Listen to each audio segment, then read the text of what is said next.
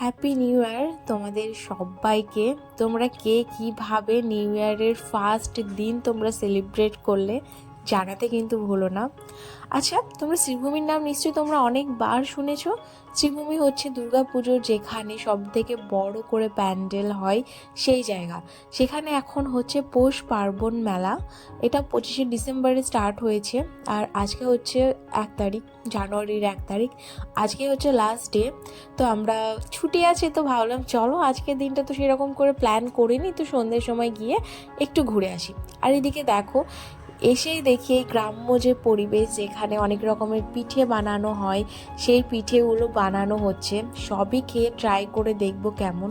তো তার আগে দেখলাম এই সামনের দিকে কি সুন্দর ডান্স করছে, বড়রা ছোটরা সবাই মিলে ডান্স করছে। তো আমরা কোনো রকমের দুটো চেয়ার ম্যানেজ করে বসতে পেরেছি, মানে এত ভিড় করে সবাই দেখছি যে দেখো কত ক্ষুদে বাচ্চা, এগুলো এত সুন্দর করে ওরা ডান্স করছে না।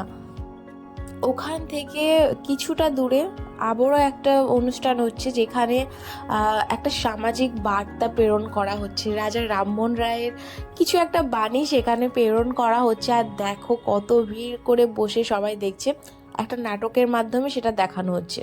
তারপরে চলে আসলাম এই কুলফিটা ট্রাই করার জন্য, একদমই ইউনিক, এটা আগে কখনো ট্রাই করিনি। সবাই ভিড় করে খাচ্ছে। আর দেখো এদিকে কতগুলো পান মশলা, অনেক রকমের পান এখানে বিক্রি করছে। তারপরে নিয়ে নিলাম একটা আইসক্রিম। এই ঠান্ডার সময় তোমরা আমার মতো কে কে আইসক্রিম খেতে ভালোবাসো একটু বলো তো। ঠান্ডা আমি মানি না একদমই। অনেক পেস্ট্রিও এখানে বিক্রি হচ্ছে, নানান রকমের কালার। তো এখান থেকে একটা ব্ল্যাক ফরেস্ট পেস্ট্রি নিয়ে নিলাম। তারপরে দেখো এদিকে পপকর্নও রেডি হচ্ছে। আমার যেহেতু পপকর্ন খেতে ভালো লাগে না, তাই এটা আমি নিলাম না। আর এটা দেখো সব থেকে স্পেশাল, কত সুন্দর সুন্দর ছোট ছোট ফল বিক্রি হচ্ছে, মানে কত রকমের ফল এখানে। এগুলো সবই মাটির আর 5 টাকা করে পিস। বাচ্চাদের প্রচুর রাইডও ছিল এখানে খেলার জন্য। ফুচকা যেটা কম্পালসারি, কিছুটা হেঁটে হেঁটে গিয়ে এত ফুচকার লাইন, আর সব ফুচকা কাছে এত করে ভিড়।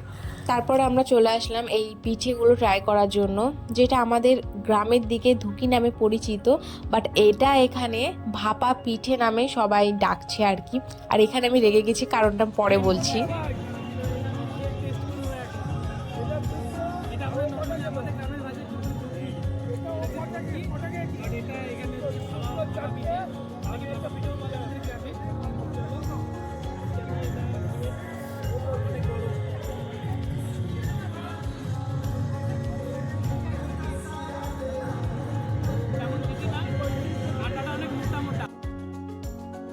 তারপরে আমরা মালপোয়া নিলাম, পাটিসাপটা নিলাম।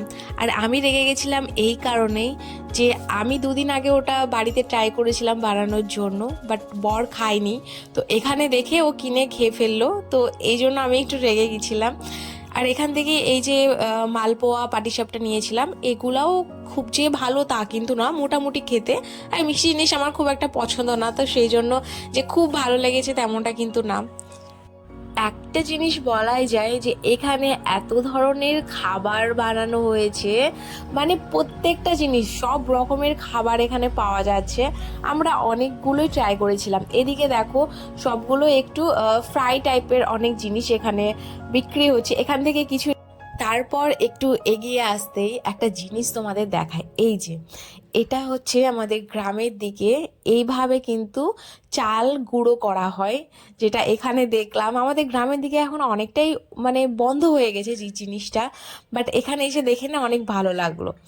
আর এই যে বড় চলে গেল, বড় বলছে আমিও একবার ট্রাই করে দেখি। এই যে দেখো এইভাবেই কিন্তু চালগুলো গুঁড়ো করা হতো। আগেকার দিনে মানুষ কত কষ্ট করতো, এইভাবে পায়ের সাহায্যে মানুষ আগে চাল গুঁড়ো করতো, যেটা এখন পুরোটাই মেশিন হয়ে গেছে। মেশিনেই এখন সবাই গুঁড়ো করে নেয় চাল। আচ্ছা, একটু রোডটা তোমাদেরকে দেখাই। এই যে দেখো রোডটা একদম প্রথম থেকে শেষ পর্যন্ত কিন্তু এত সুন্দর করে এভাবে লাইট দিয়ে কিন্তু সাজানো হয়েছে।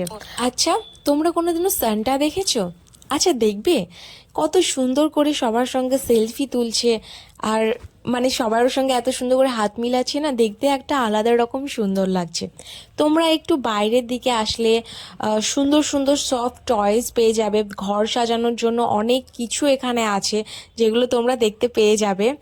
আচ্ছা, আজকের ভিডিওটা এই পর্যন্তই, দেখা হবে নেক্সট ভিডিওতে। আর ভিডিওটা কেমন লাগলো কমেন্ট করে জানিও, ভালো লাগলে লাইক করো। আর তোমরা কে কে এসেছিলে এই মেলা দেখতে, কতবার এসেছিলে কমেন্ট করে জানিও। টাটা।